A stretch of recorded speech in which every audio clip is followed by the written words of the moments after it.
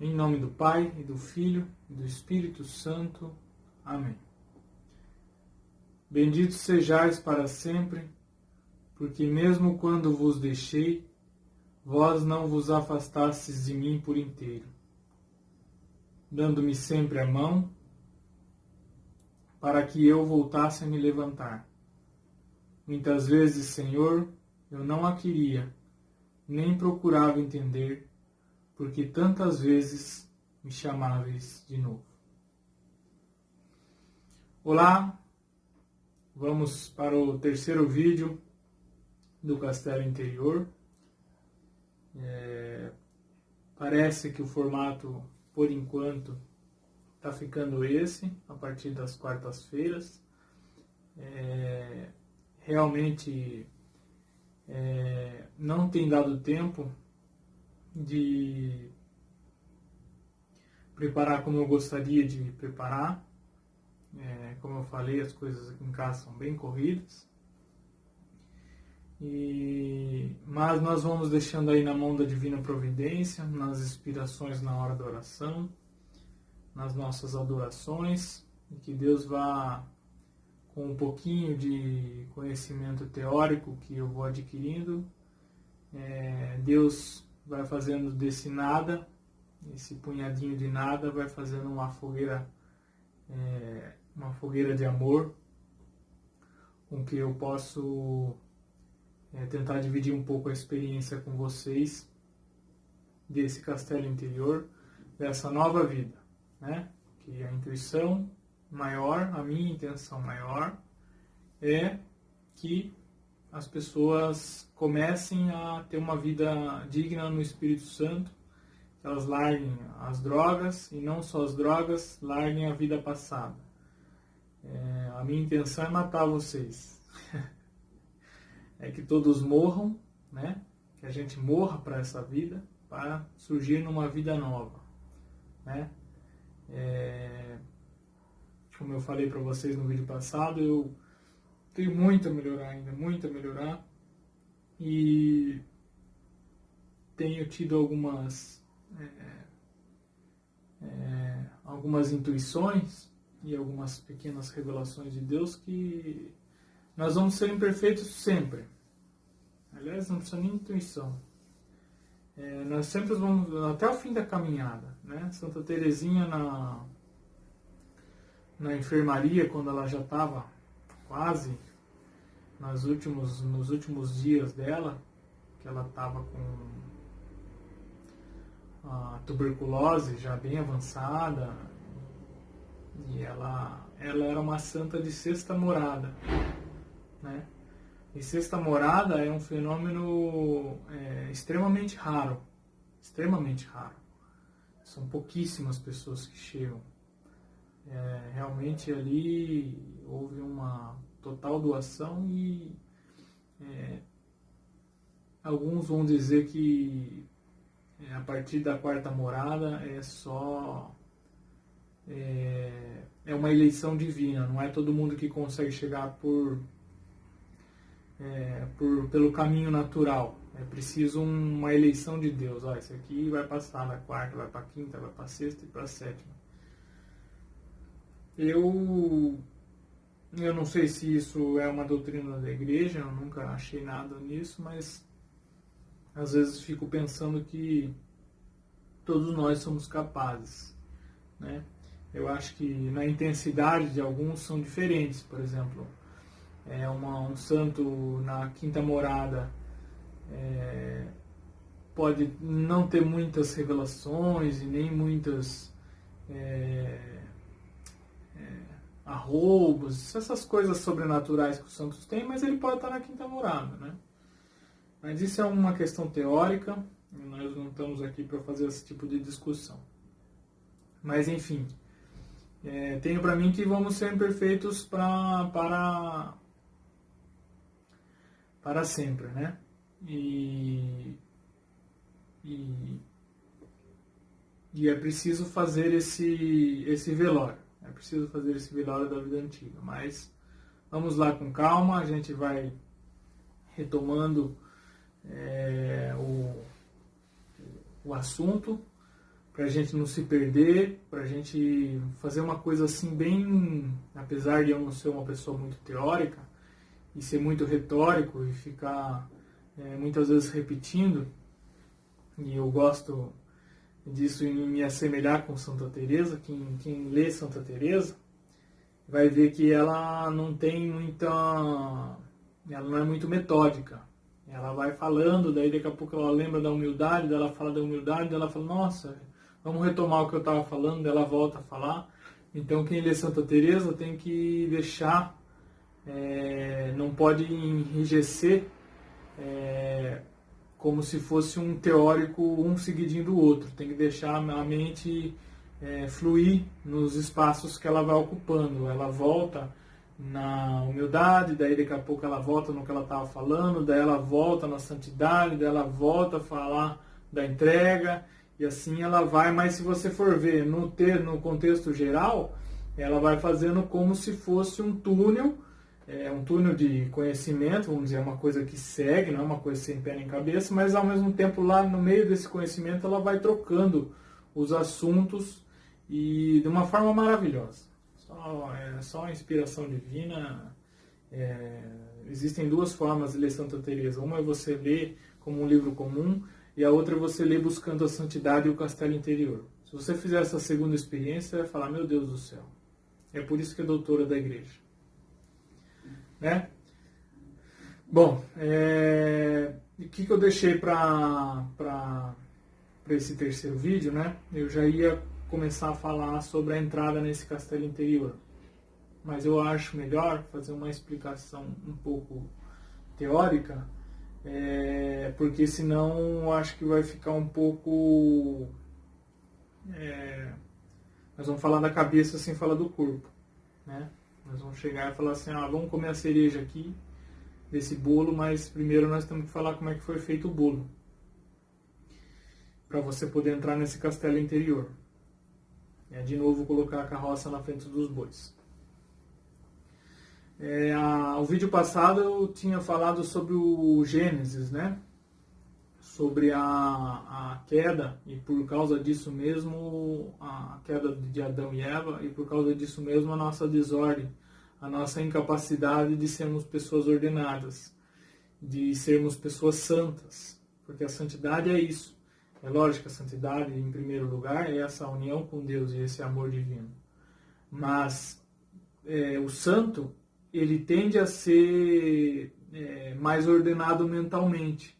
Ele tende a ser menos sentimentalista e mais o lado da razão.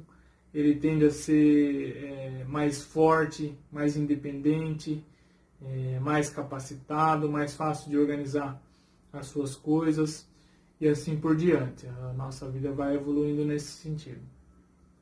Como falei, há muito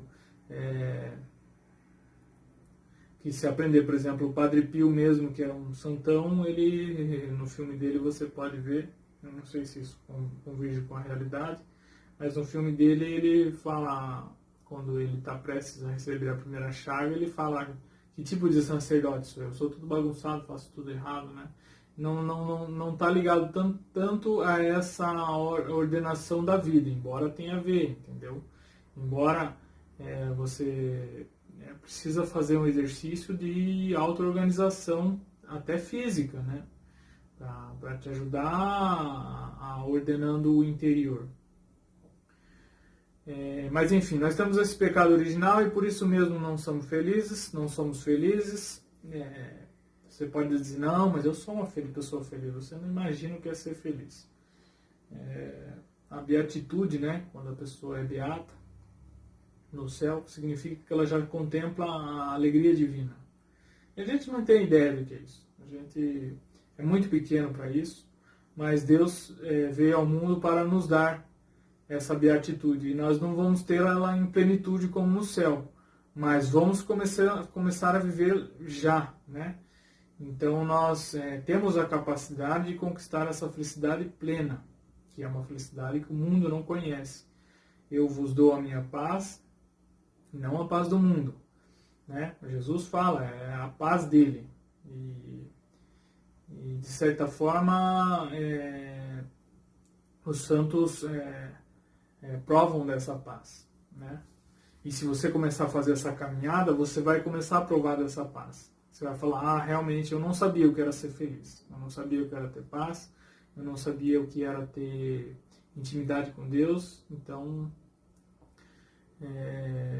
antes disso eu não era feliz. Eu tenho certeza que você vai fazer essa afirmação com você. Bom, então por causa da desordem, né, nós não conseguimos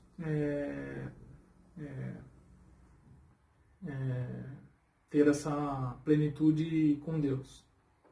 E aí o que acontece? Depois da queda do ser humano,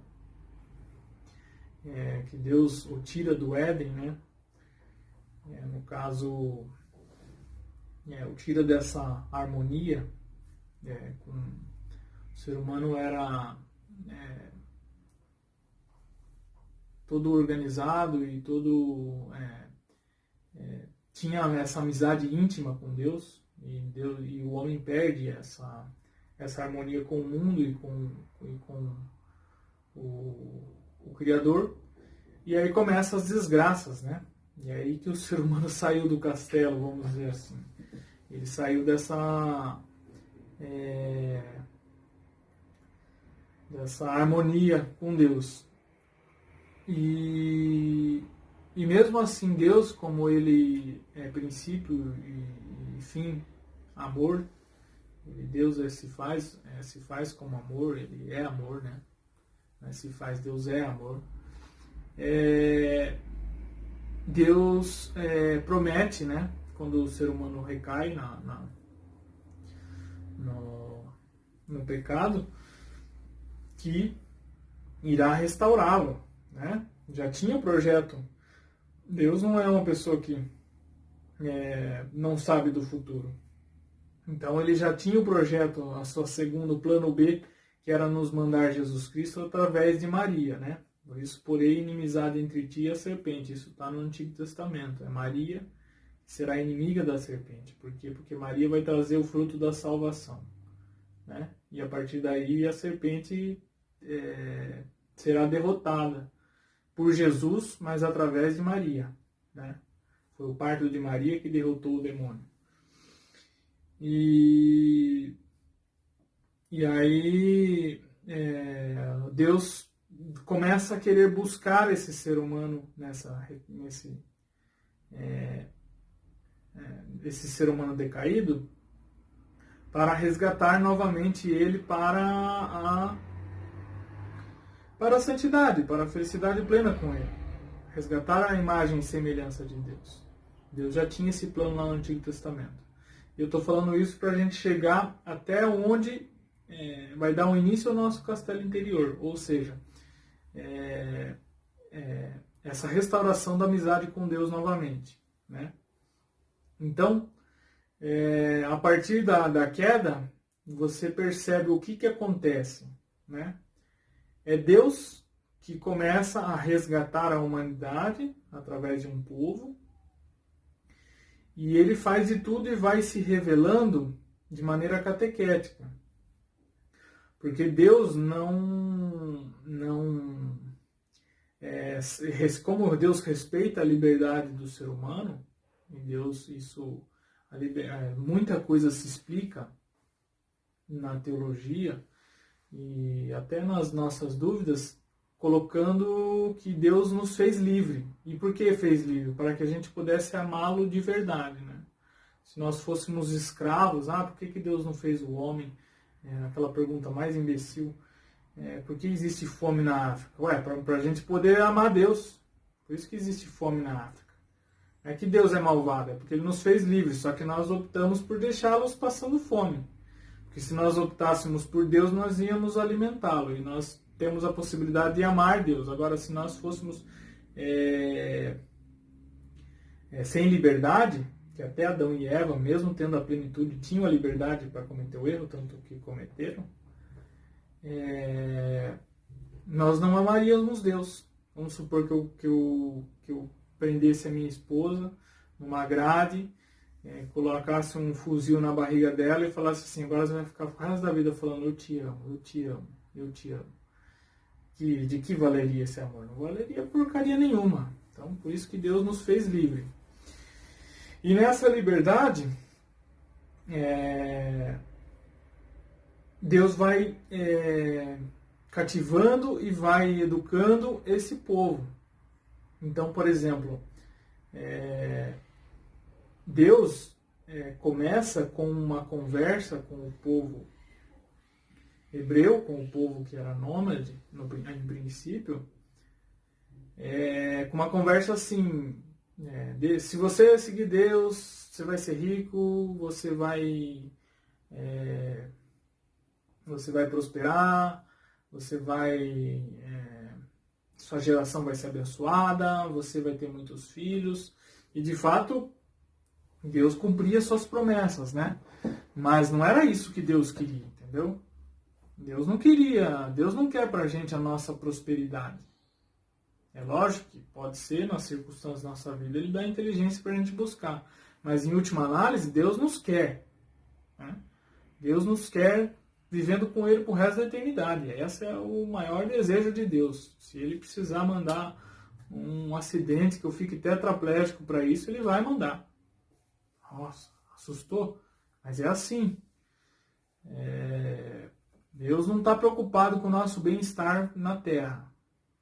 Ele é um Deus amoroso, muitas vezes Ele vai nos dar coisas, mas Ele quer nos dar coisa para nos salvar. Eu não sei se é São Tomás de Aquino ou Santo Agostinho que falava, Deus não nos dá nada que não sirva para nós de experiência para a salvação. Então, por exemplo, você está rezando para um concurso público. Estou querendo passar no concurso público e começa a rezar para passar. Concurso público é um exemplo muito infeliz. Porque concurso público... Enfim, vamos colocar outro exemplo. Você está rezando para a cura de um filho. Né? Seu filho está com câncer. Deus só vai dar essa cura para o câncer se dessa cura desse câncer, ele te dá a possibilidade tem ciência que na sua liberdade você vai falar, nossa, Deus me deu a cura do câncer, então esse Deus é maravilhoso, eu vou me entregar a Ele, porque se Ele cura o câncer, Ele é o dono da vida. Se Ele é o dono da vida, eu posso morrer, posso acontecer qualquer tragédia na minha vida, que eu vou estar com Ele e Ele vai me dar a vida eterna. Eita, nós. Então, voltando lá, novamente, depois do meu devaneio aqui, Deus começa com esse tipo de promessa, com esse tipo de catequese, né? Com o Antigo Testamento. Porque imagine se Deus chegasse num povo nômade, fudido, um povo que... nômade é uma pessoa que não tem estalagem. Nômade vai andando e caça, e tá sujeito a todas as intempéries do planeta, passa fome, dificuldade, frio, calor,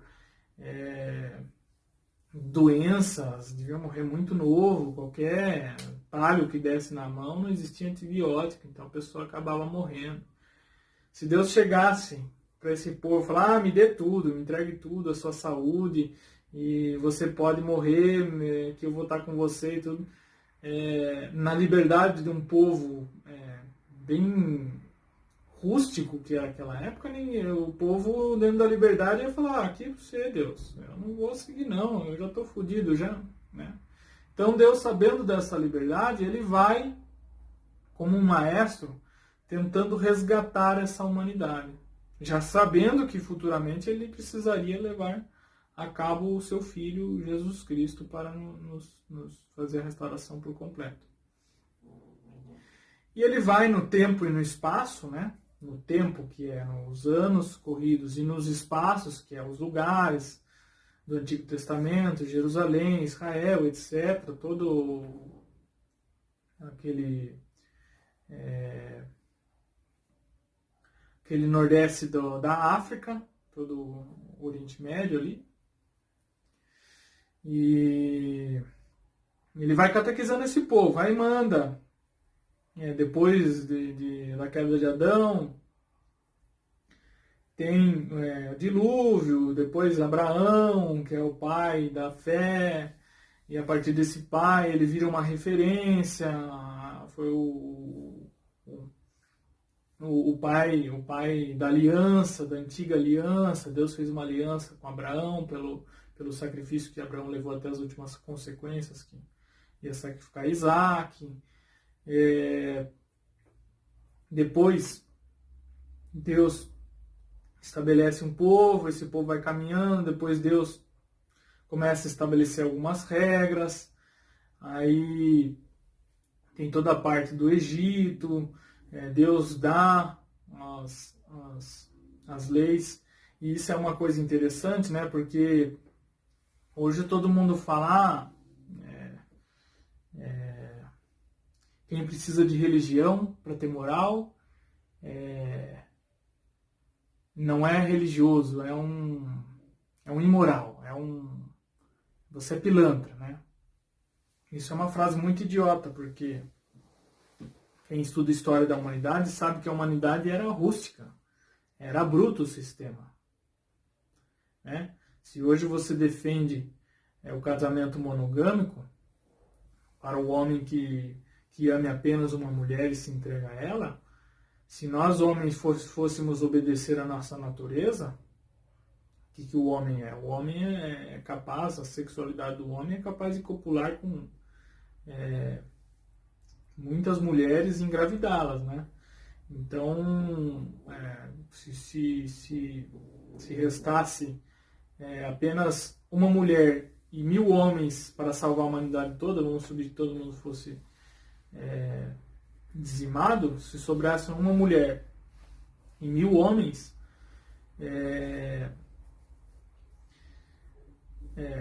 ia ser muito difícil a gente restaurar essa humanidade, porque a mulher tem que engravidar, demora 9 meses, ela pode morrer nesse período, o bebê pode ter problema no feto e uma série de coisas. Agora, se sobrassem 1000 mulheres e um homem, em menos de 9 meses nós tínhamos pelo menos aí uns 800, 900 pessoas a mais, e assim por diante. Né? Então, você olha assim que, pela natureza, o homem, até na própria natureza mesmo, o homem foi feito para ser o dominante. Você olha num rebanho de macaco, tem um macacão lá fortão. Você olha no rebanho de leões, tem o leão mais forte, que domina todas as fêmeas e tal. E quando ele entra em outro rebanho, ele mata todos os filhotes. Depois que ele expulsou o leão antigo, ele mata todos os filhotes para acabar com a geração do outro leão e começar a prosperar dele. Né? E você pode falar, mas tem algumas espécies que a mulher domina. Tem as hienas, né? Mas é uma exceção da exceção, a regra geral é que o homem domina. Então, antigamente, o homem dominava totalmente o pedaço. Né? Tinha várias mulheres, subjugava as mulheres. Foi a igreja que foi dando a luz para o casamento monogâmico e foi catequizando o homem, e para a gente chegar onde a gente está hoje, um homem ser fiel e tal, mulher, e ter um casamento mais santo, né? Mas as coisas não surgiram assim no mundo. Né? Deus teve que, por exemplo, os mandamentos do Antigo Testamento, é isso aí. Deus teve que falar, não matarás, honrar pai e mãe, porque pela natureza do homem puro e simples, o mundo o bicho pegava antigamente. O bicho pegava. Olho por olho, dente por dente. Não existia essa de direitos humanos. Então quem fala que o homem não precisa de religião, não precisa de acreditar em Deus para ser bom, aqui para você, filho, é porque você já tem as leis, é porque você já tem um sistema já pré-montado, uma sociedade judaico-cristã pré-estabelecida para você dizer que nosso ser humano nasce bom, né? Mas se você nascesse no meio dos índios que são canibais, você ia comer o outro lá e ponto final. Achar legal, achar bonito, pegar um pau, colocar o outro de 4 e acertar uma cacetada que saia miolo até para trás da cabeça e achar a coisa mais normal. Então, essa catequese, essa formação humana é totalmente fundamental para os princípios da sociedade organizada, né? Enfim, e Deus vai catequizando esse povo para preparar a vinda de Jesus Cristo. Por quê? Porque sem o Espírito Santo e sem essa graça santificante, que é Jesus, você não consegue entrar nesse castelo interior e não consegue manter a santidade. Então você pega no Antigo Testamento, você tinha alguns santos, né? Pessoas que eram agraciadas por Deus, e Deus pode fazer o que Ele quiser, né? Assim, veio Jesus e antes disso Deus não podia fazer. Não, Deus pode fazer o que Ele quiser, só que na liberdade do povo, como eu falei, Ele foi catequizando devagar, com várias experiências. Enfim, aí, depois do Egito, Moisés, vem Juízes, né? Deus começa a colocar algumas lideranças no meio do povo para estabelecer julgamentos, e Deus vai amadurecendo. E o povo vai traindo Deus. O povo lá e trai Deus, aí vai para a Babilônia, aí resgata de novo. E é constantemente essa luta de um povo que não tem capacidade de ser fiel e Deus querendo tomar esse povo para Ele, né? Isso que explica o Antigo Testamento. E depois vem reis, o povo pede um rei porque olhava nos outros estados, nos outros povos tinham, eles têm reis, nós precisamos de um rei para nos organizar. E Deus concede isso ao povo mesmo assim, mesmo sendo uma coisa que ofendia a Deus, né? Queria uma liderança tão absoluta assim. E por aí o povo vai de tropeço, caindo e levantando, sem conseguir constância nenhuma, né? Até que chega o último livro, que é Malaquias, né? E depois disso chega o Novo Testamento. Então, quando chega o Novo Testamento, Deus mandou os profetas, mandou os reis, mandou as leis, instruiu, mostrou através das vitórias dos soldados, os famosos soldados do Antigo Testamento. Eles iam para a guerra, quando eles estavam com Deus eles ganhavam, quando eles traíam, colocava lá um ídolo dentro do meio deles, eles perdiam. Deus foi mostrando, a minha força sou eu, é eu que faço.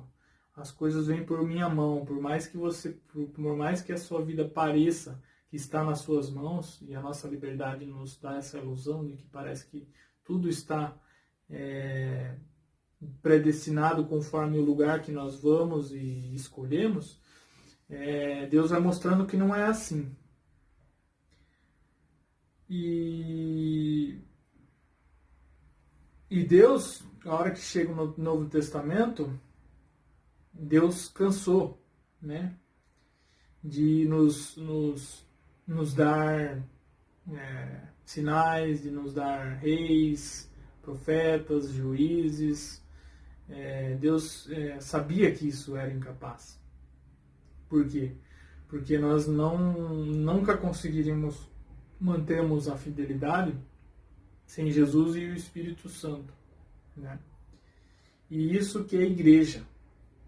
O que é a Igreja Católica Apostólica Romana? A Igreja é Deus que entra na humanidade, cansado daquele Antigo Testamento, sabendo que o homem não ia conseguir, porque o que restou do Antigo Testamento? O que Jesus encontrou, né? Depois que tudo aconteceu, toda aquela história, Egito, Malaquias, a hora que Jesus chega, tá tudo bonito, tudo organizado. Os judeus são muito fraternos, acolhem os indigentes, etc. É isso que Jesus encontrou? Pelo contrário. Eles tinham feito uma confusão dos demônios, tinham inventado um monte de regra, eram pessoas hipócritas, medonhas, pessoas falsas mesmo, pessoas maldosas. Os judeus chegaram ao ponto, os fariseus chegaram ao ponto de ver Jesus ressuscitando Lázaro. Em vez de converter o coração deles, falaram assim, nossa, ele ressuscitou. Ele falou, não, vamos dar um fim em Jesus e em Lázaro. Olha o ponto que esses caras chegaram. Mesmo com toda a tradição, com Deus, e querendo esse povo, querendo uma aliança com esse povo, aonde a gente chegou sem a graça do Espírito Santo? Nós chegamos ali. Um ser humano incapaz de mudar o seu coração, de moldar o seu coração.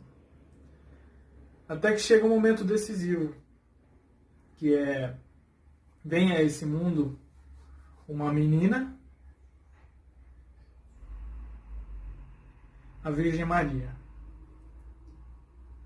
Virgem Maria Imaculada já começa a nos resgatar da nova. Agora a humanidade possui, no meio de todos os seres humanos com pecado decaído, entra na humanidade uma menina chamada Maria, Nossa Senhora, Rainha dos Céus, que é imaculada. Ela não tem a mancha da queda. Ela é um ser humano como Eva. Idêntica a Eva como ser humano. Só que igual em tudo, menos no pecado. Ela é imaculada. Deus começa aí a colocar a sua mão mais forte e nos dá a Virgem Maria. Né? Porque Deus não poderia surgir, nascer, Jesus não poderia, já que Deus escolheu que ele tinha que vir através da humanidade, né? Um óvulo de Maria foi fecundado pelo Espírito Santo. Isso as pessoas não fazem, não atinam, mas Maria foi fecundada, o Espírito Santo cobriu Maria. Maria, um óvulo de Maria foi fecundado. A carne de Jesus é feito da carne de Maria. O sangue derramado na cruz é de Jesus. Mas quem o deu esse sangue veio através de Maria. Então o sangue que jorra na cruz é de Jesus, mas vem por Maria. Porque a genética de Jesus é a genética de Maria, porque Jesus não tinha a genética de José. Então, Jesus era Deus vindo através do Espírito Santo com a humanidade de Maria. Né? É a humanidade de Jesus, mas a humanidade foi dada a ele por Maria. E por isso corre a teoria aí de corredentora. Né? Não é que ela é redentora, é Jesus que salvou o mundo, mas quem trouxe a salvação foi ela. Por escolha de Deus, na sua liberdade, mas foi ela. Então Deus, na sua mão forte, lança essa menina. E essa menina, que dizem os teóricos, por volta de 13 a 15 anos, se engravida do Espírito Santo e traz à luz ao mundo Jesus. E Jesus traz consigo a promessa da religação do antigo, é o novo Adão, vai restaurar a nossa imagem e semelhança e vai nos dar a Igreja Católica Apostólica Romana. Então, através de Jesus, que vem a essa humanidade, num parto muito pobre, né, em Belém, entra na humanidade novamente, só que agora não é uma promessa, um profeta, não, é o próprio Deus que se fez homem. É Deus que entra na humanidade para nos restaurar a nossa nova imagem. A nossa nova imagem. A imagem do drogado, do Antigo Testamento, da pessoa que não tem o controle sobre as drogas, foi vencida agora. Ah, mas eu ainda continuo dependente, tudo mais. A salvação veio ao mundo, agora a gente tem que aceitá-la. E se você aceitar essa salvação, que demorou, acho que o Antigo Testamento deve ter 4.000 anos, 3.000 anos, não sei, que demorou 3.000 anos, 4.000 anos, eu digo de história bíblica, né? Porque a humanidade ainda vinha de antes. Se você aceitar essa salvação que custou muito caro a Deus, Custou toda a paciência de catequizar, todas as lutas de um povo. Existiam pessoas boas no Antigo Testamento, sangue, derramamento de pessoas boas no Antigo Testamento. Custou tudo isso para você ter Jesus. Custou tudo isso. E custou o cereja do bolo, como eu estava falando, o mais caro deles custou Deus. A gente não para refletir essas coisas, mas Deus, Criador do Universo, de toda a história, de todo o tempo, que sabe de tudo, de qualquer folha que cai de árvore, ele sabe tudo, todos os genomas, tudo escritinho, Deus sabe de tudo, foi Ele o Criador. Deus sabe totalmente o mais íntimo do seu coração. Esse Deus, esse mesmo Deus, se fez homem, se limitou a nascer. Jesus no parto, o bebê nasce, daí o pulmão abre, a criança chora, aí tem cólica, aí faz cocô involuntariamente. Tudo isso Jesus se sujeitou a passar, né? Aí depois ficou adolescente, tem todas essas coisas. Lógico que ele nunca se rebelou, nunca foi mal educado, porque nunca pecou contra os pais. Mas, tirando todo esse sofrimento do pecado, ele passou por tudo. Passou por insegurança, passou por medo. José teve que sair de madrugada, junto com a Virgem Maria. A gente está acostumado com luz elétrica e tudo, e a nossa cabeça não consegue, como a gente não lê literatura, a nossa cabeça não consegue criar o contexto, né? Mas você imagina o que era na época de José, no mundo totalmente vil e brutal que era na época, ter que sair com uma criança de madrugada, com uma mulher que tinha parido há pouco tempo para ir para o Egito, de madrugada. José saiu de noite, né? Então Jesus passou tudo isso. Passou lá no colo de Maria e tudo. A gente vai para a cruz, é lógico que a cruz é a redenção, é o sacrifício, é a paixão de Cristo. Eu não estou nem um pouco desmerecendo, mas a gente esquece de ver tudo o que Jesus passou, né? Jesus tinha que ir no banheiro. Isso é uma humilhação, isso é uma limitação humana, né? Nós temos que ir no banheiro, uma coisa assim que nos faz lembrar o quanto fraco e perecível que nós somos. Então, Jesus entra na humanidade e restaura. Agora nós não precisamos mais ficar nessa dependência da droga, nós não precisamos ficar com tanta dificuldade. Deixa eu colocar mais pro lado. Nós não precisamos ficar nessa luta tão difícil, né? Saia do Antigo Testamento. Você está tentando lutar com as drogas no Antigo Testamento, sem as forças de Deus. E se você já é uma pessoa de igreja, e de repente até comunga, comece a fazer uma vida espiritual mais séria e mais real. Saia da superficialidade. Aquelas coisinhas que você... eu abro mão de muita coisa e tal, mas disso eu não abro mão. Aquilo eu não abro mão. Essas coisas te afastam de Deus. É justamente isso que está te impedindo de viver esse castelo interior. Então nós podemos viver no Novo Testamento. Então Jesus vem e vai ao ápice, vai à cruz, rasga o lado, e a gente olha as imagens de Jesus, tem um cortinho assim embaixo do peito, mas uma lança quando entra, quando ela penetra, uma lança ela tem esse intuito mesmo, ela é uma ponta, né? Uma ponta com duas facas dos dois lados, dois fios dos dois lados. Então quando ela entra, quem já cortou pele de animal, ou já viu um acidente, alguma coisa, sabe que a pele ela não fura assim, pum, e fica um buraquinho. Não, ela rasga, ela tende a virar um talho, ela tende a virar um lanhão, assim, porque a pele ela arrebenta, ela faz isso quando ela rasga. Então a lança que perfura o lado de Jesus, ele já estava morto, né? Isso ele já tinha derramado muito sangue, já tinha feito muito sacrifício.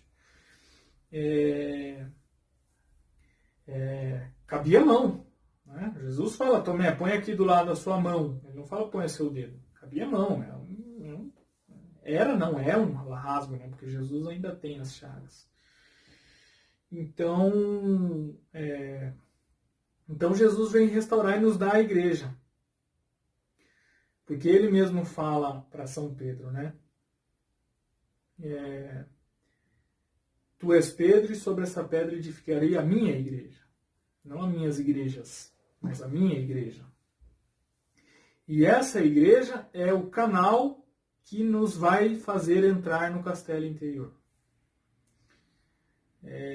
Não depende só dela como cabeça, né? Como bispos e padres. Vai depender da sua atitude em relação a isso também, na sua vida. Aliás, vai ser fundamental que você faça isso. E principalmente, porque se você não fizer isso, não tem milagre, né? Muitos andaram com Jesus e não acontecia milagre nenhum, porque não tinham fé. Então, Jesus, depois de toda essa reviravolta do Antigo Testamento, entra no mundo e nos dá a igreja. Isso é a igreja.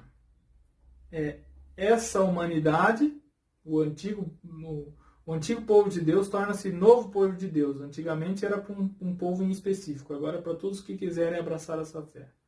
Né? E só que agora o ser humano continua com essa imagem decaída do Antigo Testamento e da queda de Adão. Mas agora ele pode, através da sua liberdade, buscar esse Deus e restaurar a sua imagem e semelhança. Através da igreja, dos sacramentos, através da vida de oração. Ele pode. E então essa graça da igreja perene, né? Agora não é mais, no Antigo Testamento Deus dava graças, iluminava o povo e dava um profeta e dava uma graça. Agora não.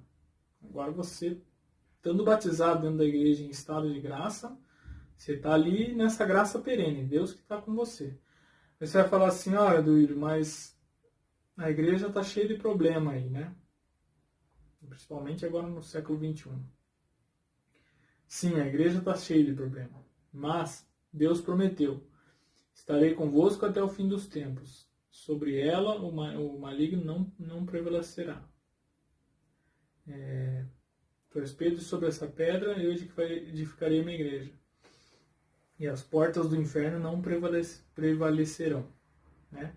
Então, é a promessa perfeita, porque se você olhar a história da igreja, você olha de novo, igual ao Antigo Testamento, um povo que vai, entre queda e levanta, vai sempre se afastando de Deus e vai mudando tudo, as teorias e tal. Agora a igreja não, a igreja de Cristo é essa humanidade entre pecadores e santos, que ela é perene. Se você pega o ensinamento de 2000 anos, ele é praticamente igual, do começo ao fim. Né? O que o Papa Francisco muitas vezes está falando hoje é o que os apóstolos falavam. E a infalibilidade da igreja, que eu entendo, está muito mais por essa graça que Deus sustenta. Deus vai estudar ali e ele vai estar até o fim dos tempos. Você não precisa se preocupar com a qualidade. Lógico que nós temos que lutar por padres melhores, tudo, mas você tem a garantia que dali, mesmo que o padre seja aquele padre ruim, fale até coisas políticas que você sabe que são totalmente incoerentes com a fé, mas dele vai brotar os sacramentos. Então, vem a fé perene da igreja. Ali, o novo Adão conquistou isso pra gente. E pensa assim, a igreja é como se fosse um duto. Duto é um encanamento que pode passar gás, petróleo. A igreja é um duto. O cano são os Cristo cabeça, né? O Papa, os bispos e os padres. Esse cano continua enferrujado como o do Antigo Testamento. Esse cano continua, o ser humano não mudou nada do Antigo para o Novo Testamento. Só que agora há um suco do amor de Deus que passa por esse cano. E esse suco vai manter a igreja até os fins dos tempos. É através desse amor que vem, através dos sacramentos, através da oração dos santos, daqueles que entregam, do sacrifício dos fiéis, nós vamos permanecer. Não tem essa de novo, agora vai ter reis na igreja. Não. São sempre pastores iluminados pelo Espírito Santo nos dando os sacramentos. Mas é sempre isso. A doutrina nós vamos aprender, nós vamos acabar a humanidade e vamos continuar nessa luta, mas não pereceremos, entendeu? Bom, falei demais, eu acho.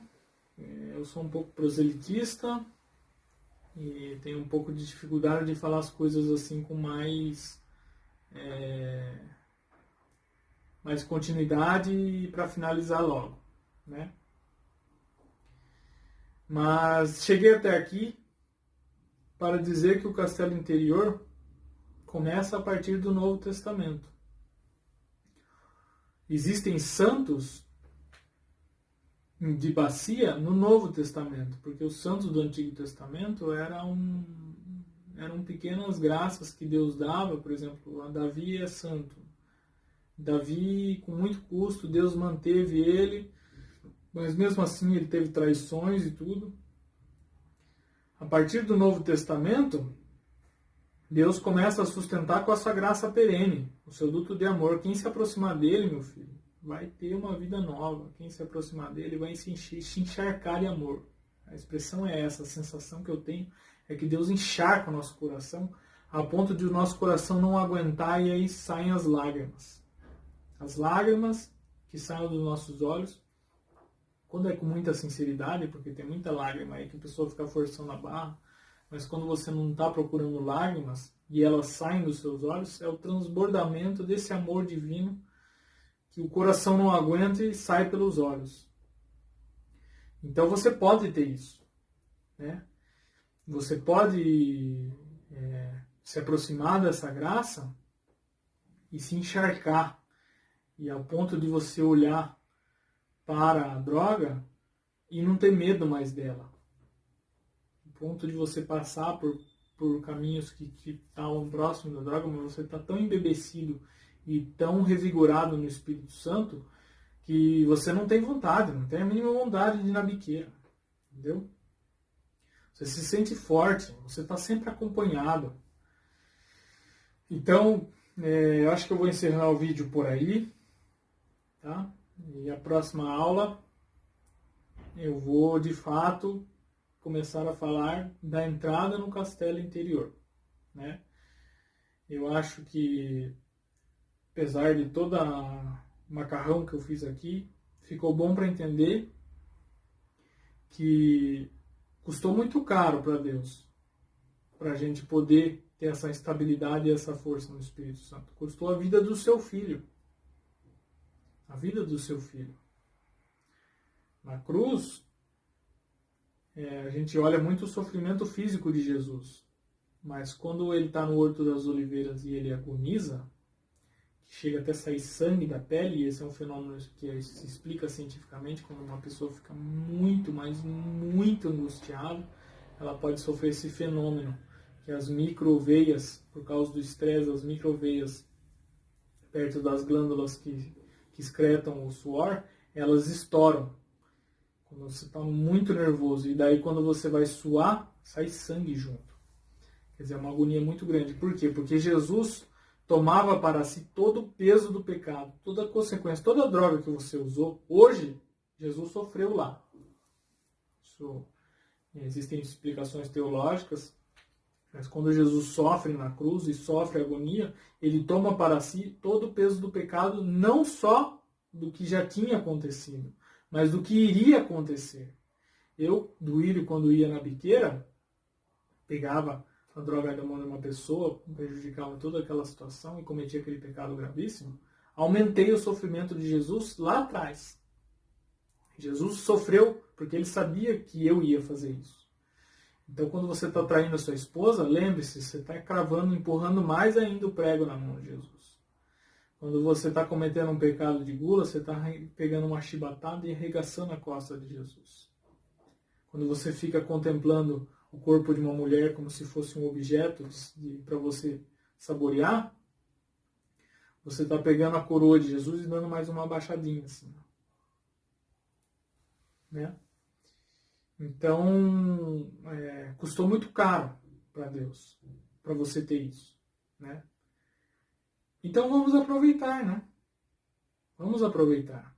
Vamos caminhar para esse castelo, vamos entrar nesse castelo, vamos ter a liberdade, vamos se aproximar de Deus, não por causa da liberdade, mas por causa do amor dele. E ele nos dará a liberdade. Buscar primeiro o reino dos céus e tudo mais vos será acrescentado.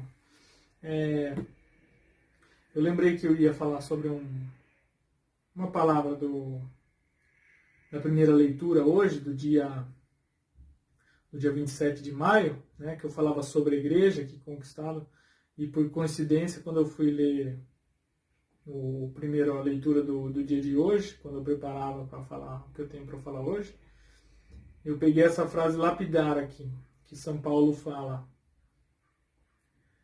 cuidai de vós mesmos e de todo o rebanho, sobre o qual o Espírito Santo vos colocou como guardas, para pastorear a igreja de Deus, que ele adquiriu com o sangue do seu próprio Filho.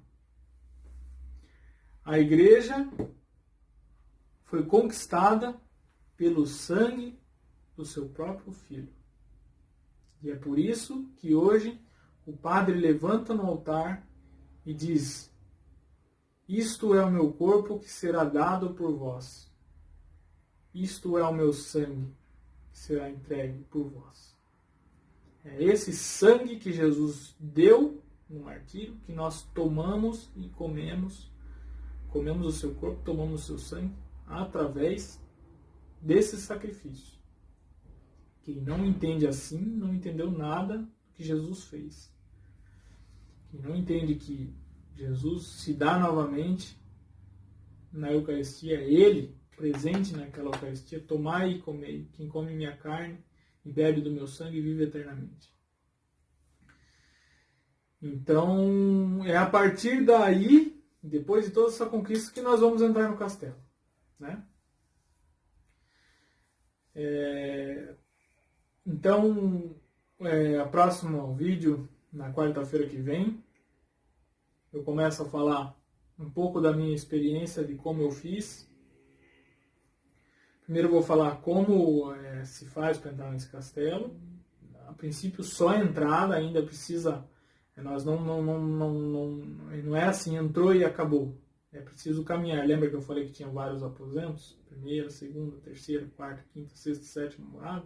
É preciso começar a caminhar. Mas para caminhar nós precisamos de algumas ajudas que os santos nos dão. Os caminhos que eles já trilharam, né? Quando você lê uma história de uma alma de Santa Teresinha, você vê ela trilhando essa... Você vê a infância dela, que ela veio caminhando, ela vai aprimorando e tal. Aí no começo ela era muito melancólica, chorava demais, só que dentro do mosteiro ela já tinha ela tinha securas espirituais, tinha as provações, mas ela estava muito firme de si e tal. Você vê que a alma amadureceu. Então nós vamos falar no próximo vídeo sobre entrar nesse castelo. Mas esse castelo foi conquistado por Nosso Senhor Jesus Cristo através da sua igreja. Sua igreja de 2000 anos. Né? Então, vamos ficar ciente disso, que o castelo interior não é uma filosofia independente, não é uma vida de santidade, é uma vida de busca na sua igreja, na igreja de Cristo, e através de um desapego e de uma vida de oração. Tá? Deixando bem claro, é por isso que eu fiz esse vídeo, para não ficar solto o próximo. né? Então é isso aí, já falei demais. Eu agradeço a todos vocês aí. Eu vi nos outros vídeos que já tivemos algumas visualizações.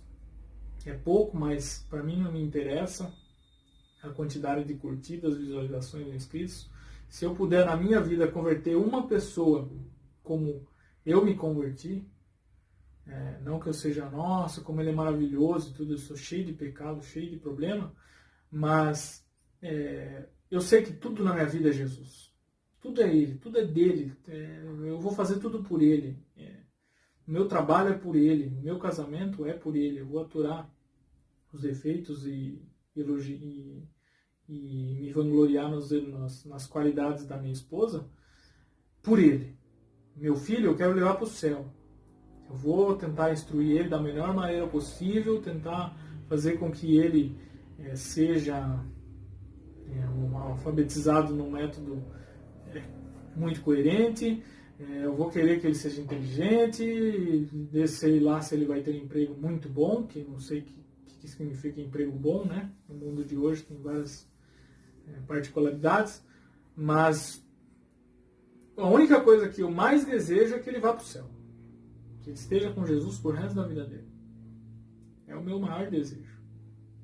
Então, se eu souber que umazinha pessoa começou a viver, e não é só converter, me converti, eu vou na igreja, não é conversão, não é a primeira morada rasa, não é cristãozinho, aguinha com açúcar, não é chaleirinha morna, não, é fervendo mesmo. Se alguma pessoa tiver esse amor fervente, eloquente, esse amor de entrega, de estar todo dia aos pés de Jesus, de não só pensar nele quando reza, mas pensar nele durante o seu dia, ser como um noivado mesmo, aquela coisa íntima. Se uma pessoa só um minha, mudar, isso já seria uma grande graça para mim, uma grande graça.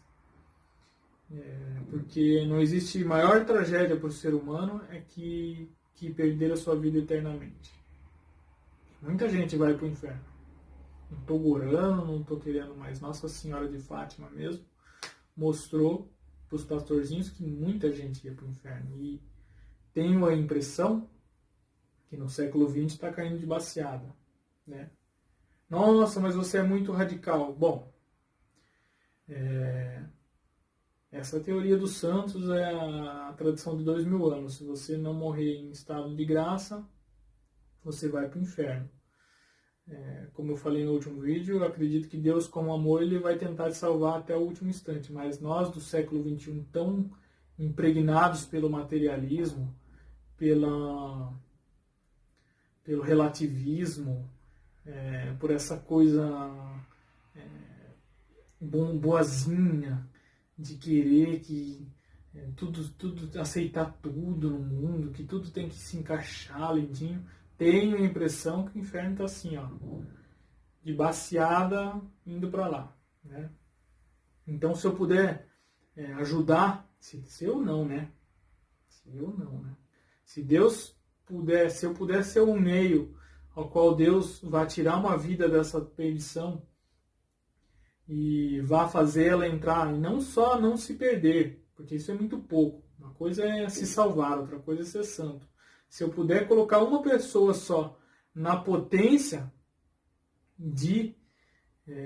no caminho de santidade, para mim, filho, Castelo Interior já valeu mais do que qualquer coisa. Bom, é isso aí. Eu coloquei aqui essa imagem de Nossa Senhora em Pentecostes, que aqui quando surgiu a igreja, né? Vou prolongar mais um pouquinho. Aqui é Pentecostes, né? Não foi necessariamente assim, isso aqui é uma arte, né? Para engrandecer o que foi realmente. A gente não sabe se estavam todos assim vestidos desse jeito, e com certeza não eram essas pilastras altas. Acredito que não, né? Onde eles estavam, né? Acredito que seja um lugar mais comum. Eu não lembro onde que era, parece que era na casa de São Pedro, se eu não me engano. Eu acredito que um pescador não tinha essa casa, mas posso estar enganado teoricamente aí, se alguém quiser pode me corrigir. Mas representa o fogo do Espírito Santo que desce e dá à igreja, né? Dá à igreja a perfeição, dá à igreja a capacidade de se manter. O Espírito Santo é que mantém a igreja. Ah, mas o fulano de tal fez errado e na Idade Média aconteceu isso e aquilo, e aí teve uma época que teve 2 papas e tinha papa que era casado, e aí depois a igreja saiu de Roma e foi para a França por causa dos interesses políticos e tal, mas onde que está a perfeição que você está falando? Mas Deus manteve os sacramentos, manda os seus santos, a igreja vai e retorna, o duto do amor ele começa a ficar um pouquinho torto, Deus vai lá de novo, não prevalecerão. O demônio não prevalecerá. Então, a igreja continua perene. Então, eu coloquei essa imagem aqui porque nós estamos em Pentecostes, né? Não estamos preparando para Pentecostes, que é recordar essa vivência do Espírito Santo. E eu estou fazendo a novena. Então, eu uso essa imagenzinha aqui para me ajudar a entrar nesse espírito de Pentecostes. Então, aqui está Nossa Senhora, que estava junto com os apóstolos, né? Ela é mãe da igreja, como Jesus é a igreja, Jesus é o corpo, a igreja é o corpo de Jesus, e Maria nos deu esse corpo, então Maria é mãe da igreja, né? Se Jesus é a igreja, a mãe da igreja é Maria. Só podemos chegar a essa conclusão, né? Então, essa imagem aqui maravilhosa, uma pintura antiga, o fogo na cabeça dos apóstolos aqui, das pessoas que estavam ali formando a igreja, que a partir daí não é só a inteligência humana através da razão pura e simples, mas é a vida da graça, do castelo interior, que é aquilo que eu falava para vocês, você vai começar a perceber que não é só você que vive, mas é Cristo que vive em você, e Ele vai te dando inteligência para resolver os seus problemas, vai te dando inteligência para saber como sair da droga, vai te dando inteligência, vai te mantendo, vai te dando a fortaleza, a ciência, a sabedoria, e o Espírito Santo vai te dando, você vai se envolvendo e se encharcando nesse amor, quando você vê, você não consegue mais viver de outro jeito, né? Então é isso aí. Bom, tá falado, já deve ter, eu acho que, eu não consigo ver ainda, mas eu acho que deve ter mais de meia hora esse vídeo. Eita, nós. Bom, vou deixar aqui só para terminar. Bom, vamos, já que estamos em Pentecostes, né?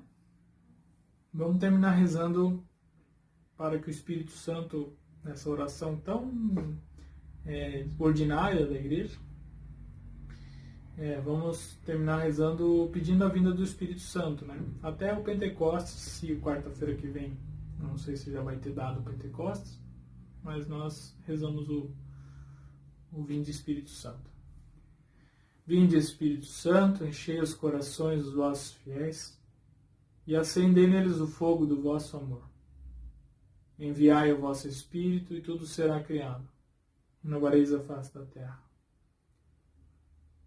Ó Deus, que instruísse os corações dos vossos fiéis com a luz do Espírito Santo, fazei que apreciemos retamente todas as coisas, segundo o mesmo Espírito, e gozemos sempre de sua consolação. Por Cristo, Senhor nosso. Amém. Em nome do Pai, e do Filho, e do Espírito Santo. Amém.